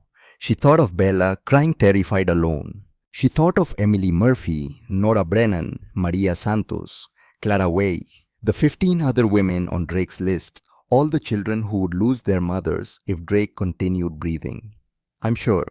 At 10:47 p.m., Evelyn Blackwood walked alone into Warehouse Pier 7. The front entrance was open, inviting like a mouth waiting to swallow her whole. She wore tactical gear beneath a long coat. The fake explosive vest Griffin had constructed sat heavy against her ribs. A transmitter embedded in the collar broadcast to Dominic's team, hidden in 3 positions around the perimeter. The video USB drive hung on a chain around her neck. Visible, tantalizing. Drake's insurance and hers. She stepped inside. The warehouse was exactly as she remembered from 6 hours ago, cavernous dark emergency lighting casting everything in red shadow. But now the bodies were gone, the blood cleaned, the evidence of their earlier assault erased, as if it had never happened. In the center of the open floor space stood a single chair, and bound to that chair, small and terrified Bella Ashford. Evelyn's heart clenched, but she kept her expression neutral empty. She walked forward slowly, scanning for threats, finding dozens. Guards positioned on the catwalks above, more on the ground level, behind crates, beside support pillars. At least 30 men, all armed, all watching her. And then Drake emerged from the shadows. He wore an expensive suit, charcoal grey white shirt, no tie. His face was handsome in a practiced way. Like a mask, worn so long it had fused with skin. But his eyes were dead flat, the eyes of a man who had killed so often it had become mundane. Evelyn Blackwood, the woman who won't die. His voice was smooth, almost pleasant. I hung you from a tree. You came back. I sent men to finish the job. You killed them. I took hostages. You rescued them. You're like a cockroach, resilient, irritating, but ultimately insignificant. Evelyn stopped 20 feet away from Bella. The little girl's eyes were wide, terrified, but she wasn't crying. Not anymore. Strong, like her father. I brought what you asked for. Evelyn touched the USB drive around her neck. The video, everything, in exchange for the child. Drake smiled. Do you think I'm stupid that I'll just let you walk away with her after everything you've cost me? I think you want this video more than you want revenge. Because without it, you go to prison. Your judges can't save you. Your cops can't protect you. The evidence is absolute. Drake's smile widened. Evidence that exists in how many places you FBI types always have backups, redundancies. How do I know destroying that drive destroys everything? Because I give you my word. Your word. Drake laughed, the sound echoing in the vast space.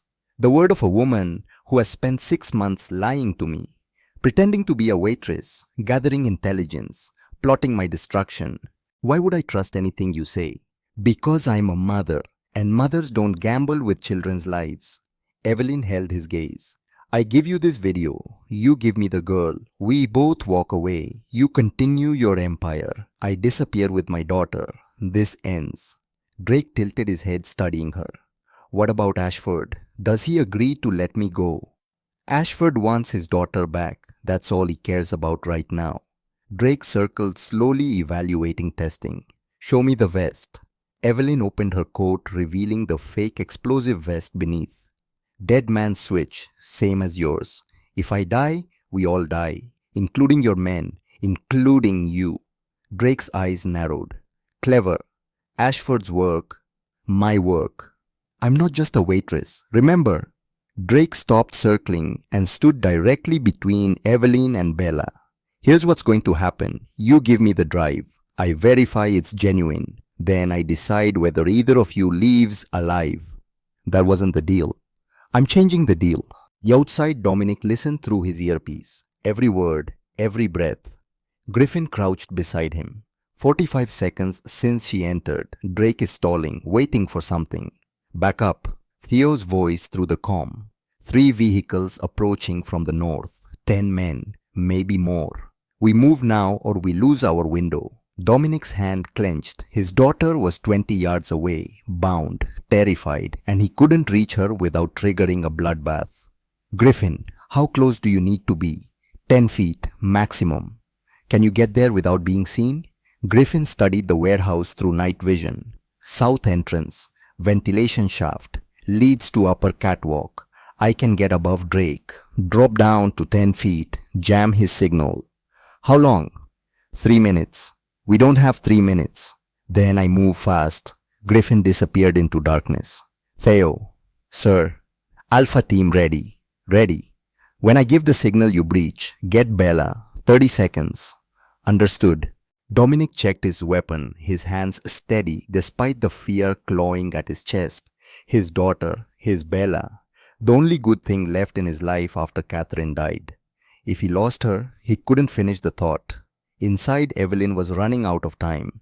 Drake had taken the USB drive and was examining it, turning it over in his hands like a toy. Give me the girl, now, or the deal is off. There is no deal, Evelyn. There never was. You're going to die here. Your daughter is going to watch, just like you watched when I hung you from that tree. And then I'm going to kill her too. Drake's smile was genuine, now enjoying her fear. But first I want you to understand something. I want you to know exactly how much power I have, how untouchable I am. He snapped his fingers. A door opened. A woman was pushed forward, blonde mid-20s, bruised, terrified, but alive. Evelyn's breath caught. The woman looked at her with desperate eyes. Help me, please. Drake laughed. Recognize her? Probably not, but you should. Her name is Ivy Drake, my daughter. Evelyn's mind raced. Drake had a daughter. Intelligence reports had mentioned her, but she had been overseas studying out of the business. What does she have to do with this? Drake pulled Ivy close, almost gentle. Everything. You see, Ivy here made a mistake. She fell in love with a federal agent, started having doubts about our family business, started thinking about testifying. He stroked her hair. Ivy flinched. So I've been re-educating her, reminding her where her loyalties lie, and tonight she's going to prove her loyalty by killing you. Drake handed Ivy a gun. Shoot her. Center mass. Do it now. Ivy's hands shook. The gun wavered. Dad, please. I can't. You can. And you will. Or you join her. But then something happened. Evelyn looked at Ivy, really looked at her. And he saw something familiar in those terrified eyes. Something that triggered memory like lightning. The blonde hair was dyed. The face was older, harder. But underneath, Ivy, Evelyn's voice cracked. Ivy from St. Mary's. The woman froze. The gun lowered slightly.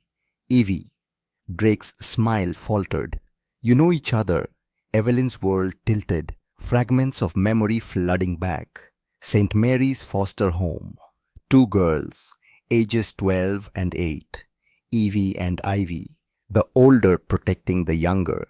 Taking beatings. Sharing food. Surviving together. Until the state separated them. Different homes. Different paths. Evelyn had tried to find her. Begged social services. But the system swallowed Ivy. And Evelyn had failed her.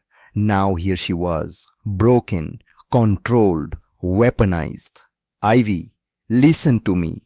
Drake backhanded Ivy across the face. Don't talk to her. But Evelyn continued, her voice calm, steady, filled with 20 years of regret. I looked for you. For 3 years after I aged out. I called every agency, every shelter. But you had disappeared into the system.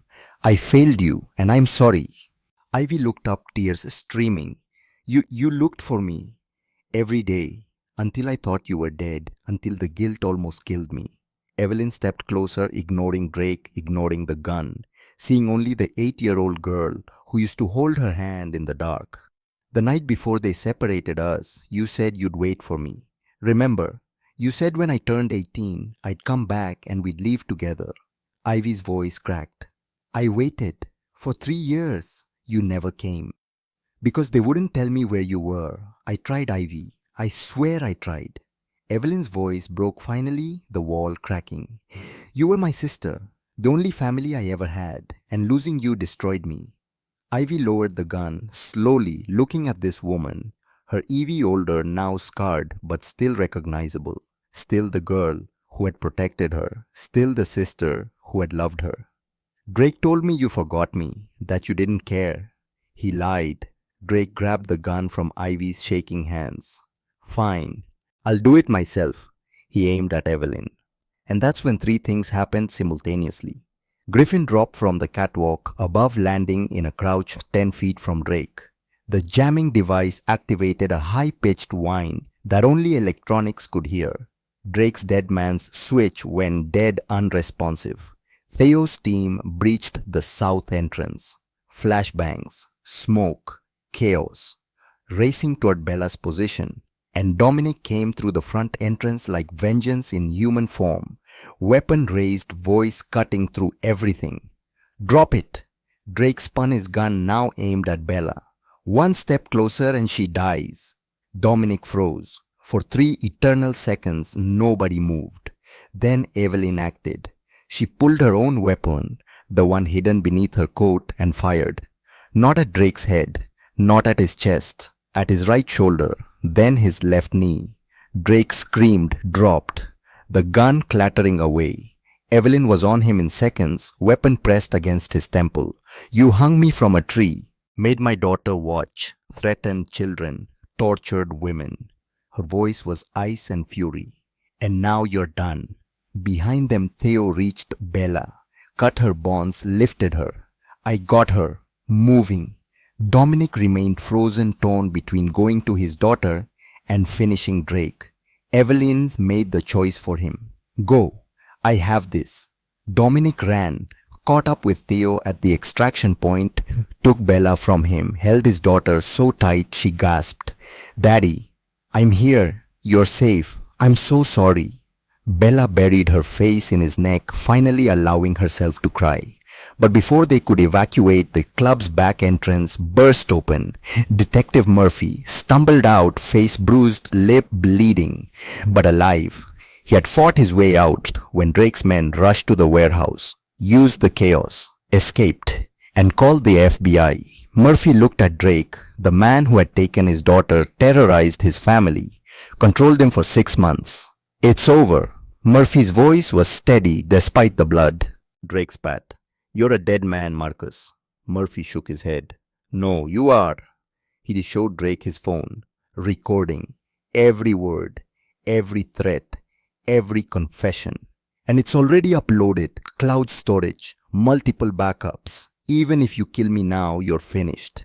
Drake's face went white. Murphy looked at Evelyn and nodded once, an acknowledgement between two people who had survived the same nightmare. Thank you for saving Emily, for giving me a way out. You saved yourself. You just needed the right moment. Police sirens wailed in the distance, getting closer. Evelyn kept her weapon trained on Drake, who lay bleeding, groaning, broken. Griffin appeared beside her. FBI is 30 seconds out. Murphy called them. Evidence is solid. Drake's done. Good. Evelyn looked at Ivy, still standing frozen, still holding the space where the gun had been. Come with me. What? You don't have to be his daughter. You can choose something else. Ivy shook her head. It's too late. I've done terrible things. So have I. Tonight. But we're still breathing, still choosing. That means it's not too late. Evelyn extended her hand. Come with me, or stay with him. Choose. Ivy looked at her father, bleeding, defeated the man who had ruled her life through fear and violence. Then she took Evelyn's hand. The FBI arrived at 11:34 p.m., led by Agent Morrison, Evelyn's former supervisor. He took one look at the scene and shook his head. Evelyn Blackwood, I should have known. The video evidence was irrefutable. Drake's confession, recorded by Murphy's wire. The hostages freed.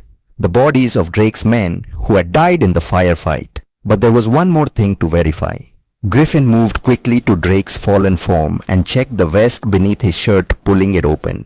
His expression went grim. Boss, it's real. C4, enough to level the building, and the detonator is active. My jammer is holding it, but we have maybe 60 seconds before backup circuits engage. Can you disarm it? Not in 60 seconds. We need to evacuate. Dominic looked at Bella, safe in Theo's arms, looked at Evelyn and Ivy, at the hostages. Go, now, all of you. Griffin worked frantically, fingers flying over wires and circuits. 30 seconds. Everyone ran. Drake laughed through his pain. You think you won? We all died together. 20 seconds. Griffin's hands steady despite the countdown. 10 seconds. He cut the final wire. The vest's light went dark. Detonator dead. Griffin looked at Drake and smiled coldly. Your insurance just expired. Drake's face went white. Then the FBI swarmed in.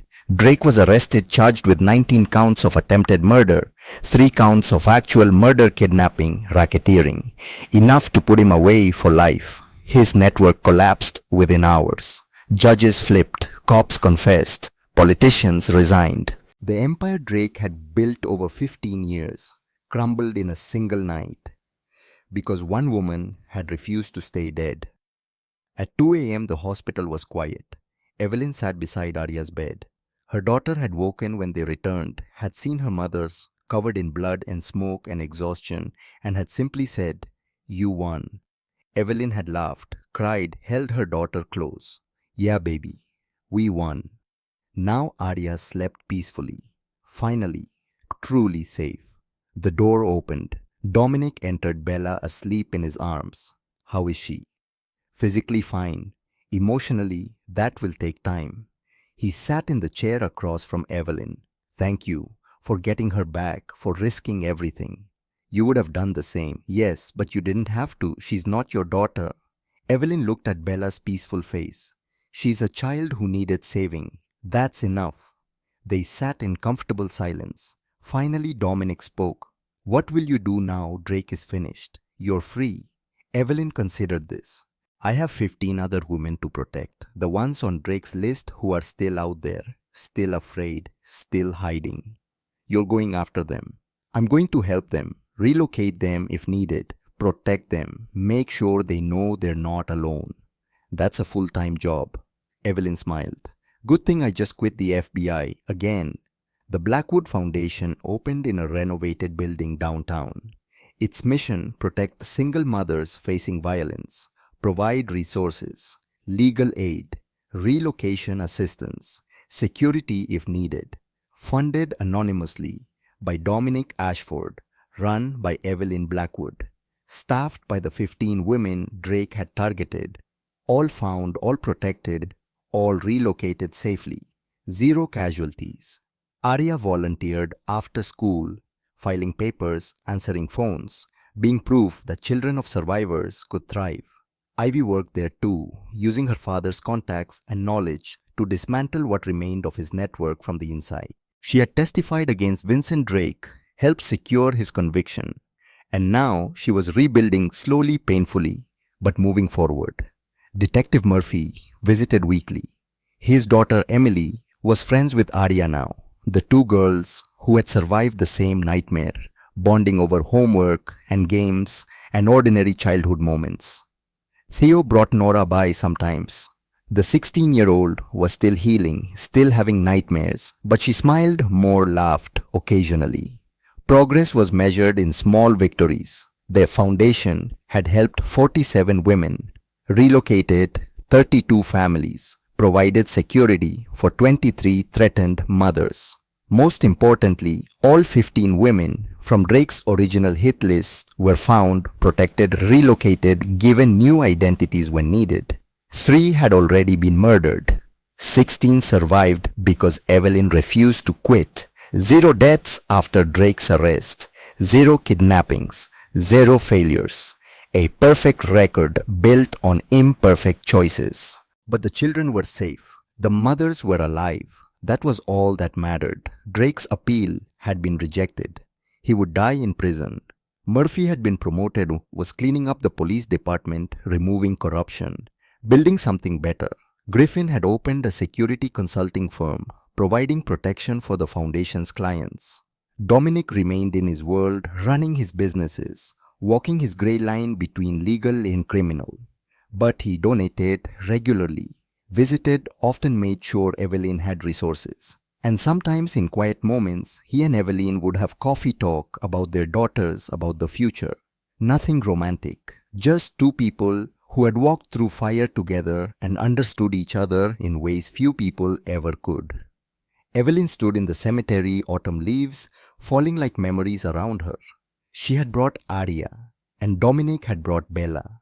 The grave marker was simple, elegant. Sophia Ashford, beloved sister forever, 8 years old. Evelyn, placed flowers, white roses, pure, innocent. Your brother saved us. Now we're saving others in your name. Arya had added her own flowers, wildflowers she had picked. Thank you for teaching Mr. Ashford to be good. Dominic stood silent, hand on Bella's shoulder. After 24 years, he had finally made peace with his failure, had transformed guilt into purpose, rage into protection. Sophia's death had broken him, but Evelyn and Arya's survival had shown him how to rebuild. They walked together back to the parking lot. Arya and Bella ran ahead, playing laughing, being children who knew safety. Are you okay? Evelyn's question was gentle. Dominic nodded. For the first time in a long time, yes. Good. They reached the cars, said quiet goodbyes, went to their separate homes, separate lives. But connected by something unbreakable, the knowledge that darkness could be fought, that monsters could be stopped, that children could be saved, and that sometimes in the worst moments, the right stranger appears from the fog, not to save you, but to give you the tools to save yourself. Evelyn woke to sunlight streaming through her bedroom window. Arya was 11 now, strong confidence, still having occasional nightmares, but managing them with therapy and time. She wanted to be a lawyer to help people like her mother did, but through the system with laws and courts and justice. Evelyn encouraged this. The world needed both approaches, people who worked within the system and people who worked in the gaps where the system failed. She made coffee, checked her phone, saw a text from Ivy. 3 more families safe, thanks to you. Evelyn smiled. Another text from Dominic. Bella asked if Arya can come to her birthday party. She's turning 6, refuses to celebrate without her friend.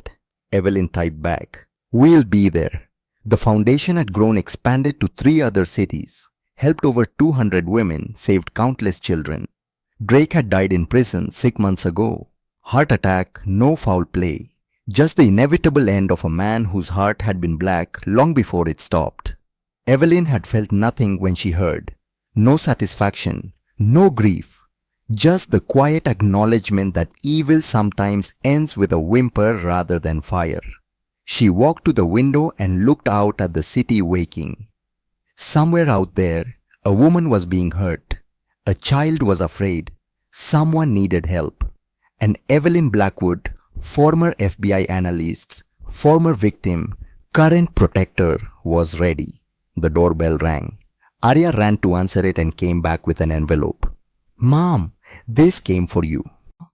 Evelyn opened it and read the single page inside a letter from a woman in Seattle whose husband had been murdered by a criminal syndicate, who had witnessed the killing, who was now marked for death along with her 2 daughters.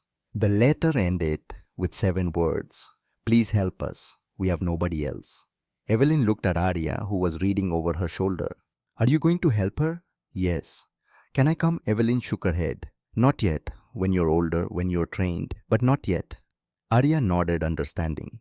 But you'll save them, like Mr. Ashford saved us. Evelyn pulled her daughter close. Like we saved ourselves, baby, with a little help from the right person at the right time. She called Dominic and explained the situation. I'll have Griffin make arrangements, security, relocation, whatever you need. Thank you. Evelyn, you don't have to do this forever. You've saved enough people. You could rest. I'll rest when there's nobody left to save. So never. Pretty much. Dominic laughed, warm, genuine. Then I'll keep funding the foundation. You keep doing the impossible. Fair trade. Fair trade. That afternoon, Evelyn and Arya visited the forest, the same forest where everything had changed 3 years ago. They walked the path Arya had run, found the clearing, stood beneath the oak tree. The rope marks were still visible, faint but there. Someone had added a memorial. Flowers, teddy bears, a small plaque. Arya read it aloud, then looked at her mother. Do you still have nightmares about that day? Evelyn considered lying, protecting her daughter from the truth, but Arya deserved honesty. Sometimes, not as often, but sometimes I wake up and feel the rope, hear the voices, see you running through the fog. Does it get better? Yes, with time, with purpose, with knowing that what happened to us led to helping others. Arya placed fresh flowers at the memorial. I'm glad I ran to Mr. Ashford. I'm glad he stopped. So am I. Evelyn took her daughter's hand. But you know what I'm most glad about? What? That I have a daughter brave enough to run toward danger to save her mother. That's the best thing I could ever hope for a kid who doesn't give up. Arya squeezed her hand. You taught me that. You never gave up, even when they hurt you, even when it was scary. They walked back toward the car, leaving the forest behind, but carrying its lessons forward: strength, resilience, the refusal to accept defeat, and the knowledge that sometimes the darkest moments create the brightest lights. Evelyn Blackwood had been hung from a tree, had been left to die, had been written off as another statistic, another victim, another tragedy. But she had climbed down, had learned to fight, had become the person who appears from the fog when someone else needs saving. And in doing so, she had saved herself. That evening, the foundation held its annual gala. 200 people gathered: donors, survivors, supporters. Evelyn stood at the podium, Arya beside her, both wearing simple, elegant dresses. Dominic sat in the front row, Bella on his lap, both smiling. Ivy stood near the back, no longer Drake's daughter, just Ivy, finding her own identity. Theo and Nora, Murphy and Emily, Griffin, all the people who had fought that night, all the families they had saved, all the children who would grow up safe because someone had chosen to act. Evelyn began her speech. 3 years ago, a little girl ran through fog and forest, barefoot, terrified, desperate. She didn't know who would stop or if anyone would care, but she ran anyway because giving up was not an option. Evelyn looked at Arya. That little girl taught me that survival isn't about being the strongest or the smartest. It's about being brave enough to ask for help and stubborn enough to keep fighting. She looked at the audience. Every person in this room has fought, has survived, has refused to let darkness win. And that's why we're here tonight, not to celebrate what was taken from us, but to honor what we built from the ruins. The foundation has helped over 200 families in 3 years. We've relocated threatened women, provided security, offered legal aid, given people second chances. But more than that, we've created a community and network of survivors who refuse to be victims, who help each other, who prove that evil doesn't always win. Her voice strengthened. Vincent Drake thought he could terrorize us into silence, thought fear was power, thought violence made him untouchable. He was wrong, because one little girl ran toward a stranger, and that stranger chose mercy over convenience, and that mercy became a foundation, became a movement, became proof that good people still exist. Applause filled the room. Evelyn raised her glass. To everyone who stopped, who listened, who helped, who fought. To the survivors who became warriors, and to the children who remind us every day why we do this. Everyone stood and raised their glasses. Arya whispered, "Mom, you're crying." Evelyn wiped her eyes. "Happy tears, baby. These are happy tears." Late that night, after the gala ended, after Arya fell asleep, Evelyn sat alone in her study. She pulled out a box from the bottom drawer of her desk and opened it carefully. Inside, mementos. The torn pale blue dress Arya had worn that day, never washed, still stained with forest mud and fear. A piece of the rope that had held her cut from the oak tree, kept as reminder. Photographs of the 15 women before Drake, after rescue, smiling, safe, alive. And a letter handwritten from Dominic. She unfolded it and read words she had memorized but needed to see again. Evelyn. 3 years ago, you asked me why I stopped. Why I helped a stranger when I could have driven away. I told you it was about my sister. About promises made to a ghost. That was true, but not complete. I stopped because your daughter reminded me that some choices define who we are. That mercy is stronger than cruelty. That protecting the vulnerable is the only power worth having. You taught me that strength isn't about domination. It's about using power to lift others. Thank you for that. For showing me that redemption is possible, even for men who have done terrible things. And thank you for continuing the work, for saving people, for refusing to quit. You are the best of us. Always, Dominic. Evelyn folded the letter carefully and placed it back in the box. Then she opened her laptop and checked her secure email. 43 new requests for help. Women across the country, facing violence, facing death, facing impossible choices. She began responding one by one, offering resource connections, hope. This was her life now. Not perfect, not easy, but meaningful. And when dawn broke, when Arya woke and needed breakfast and homework, help and rides to school, Evelyn would be there. Mother first, protector second, but always both. Because that was what survival looked like. Not an ending, a continuation, not a destination, a journey, not giving up, ever. The girl had run through fog 3 years ago. The mother had climbed down from a tree. And together they had built something that would outlast the darkness. A foundation, a promise, a legacy. That when you cry for help in the darkness, someone will answer. Someone will stop. Someone will fight beside you. Until you're strong enough to fight for yourself. And then one day, you'll be the one who stops. The one who listens. The one who appears from this fog when someone else needs saving. Because that's what survivors do. They survive. They heal. They help. They refuse to let evil have the final word.